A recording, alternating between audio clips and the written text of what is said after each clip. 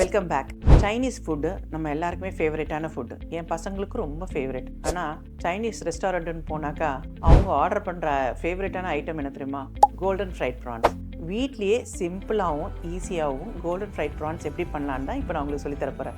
வாங்க ரெசிபிக்கு போகலாம். கோல்டன் ஃப்ரைட் ப்ரான்ஸ் பண்ணுறதுக்கு ஒரு 10லேருந்து 12 ப்ரான்ஸ் எடுத்துக்கோங்க. இந்த ப்ரான்ஸில் நீட்டாக க்ளீன் பண்ணிவிட்டு பின்னாடி இருக்கிற டெய்லை மட்டும் பாக்கி வச்சுக்கோங்க. ப்ரான்ஸ் சுருங்காமல் இருக்கிறதுக்கு ஒரு கத்தியை வச்சோ இல்லை உங்கள் விரலை யூஸ் பண்ணியோ அதோட மசில கொஞ்சம் பிரேக் பண்ணி எடுத்து வச்சுக்கோங்க. இந்த எல்லா ப்ரான்ஸ்லயும் கொஞ்சம் வினிகரும் சால்ட்டும் சோயா சாஸையும் சேர்த்து ஊற வச்சுக்கோங்க.